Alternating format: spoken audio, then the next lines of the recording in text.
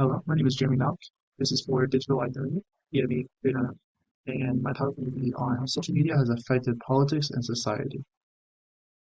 The first example of this would be Black Lives Matter.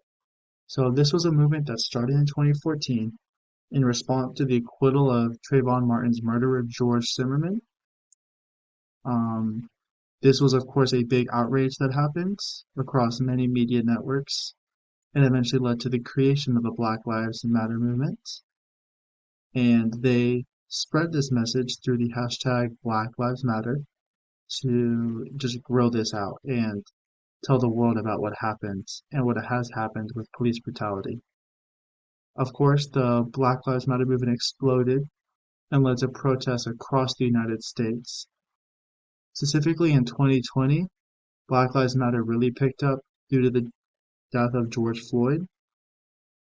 This eventually led to outrage. Even at a time during COVID-19, people protested across streets in Washington, D.C. to have their voices heard about what was happening. Next, the Arab Spring. This was an event that happened in the Middle East.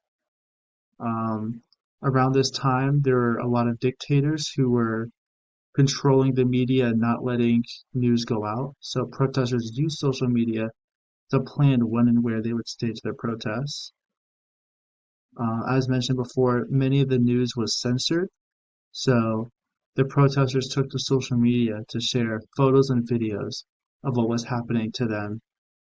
Um, when governments controlled the media, social media was an outlet for the truth, and a hashtag Jan25 was a way to grow attention about the Egyptian revolution, which eventually did happen on January 25th, and is a great reminder of what social media can do to have these protests grow and be influential to the people in the area. Next, COVID-19 misinformation. As we all know, in 2020, COVID-19 happened and there was not a lot of information about it at first. So many false rumors spread about COVID-19, about where it came from, such as people saying it came through 5G or others just saying it was simply a hoax by the government.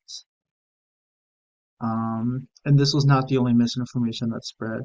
Other misinformation was myths about what the vaccine caused, such as infertility, DNA mutation, many other things that people would make up and that many people believe because it would just spread. This eventually led to mistrust in the government and what the FDA was telling the public because since there's so much news out there and so much varying sources about what was really true, it eventually no one knew what to trust. And so there was a lot of mistrust around that time. Finally, a more prevalent example right now is Donald Trump's tweets. So obviously, all political figures use Twitter and other social media accounts as a way to spread their message and spread their beliefs to their followers. But Donald Trump has by far used this the most. You could argue most effectively, but you can also argue that what he has done has been more negative than positive. So a lot of the time, Donald Trump uses his Twitter as a way to create an us versus them mentality to divide not only his followers, but just the American people and wanted to create an enemy for his followers to rally against so he could have his support.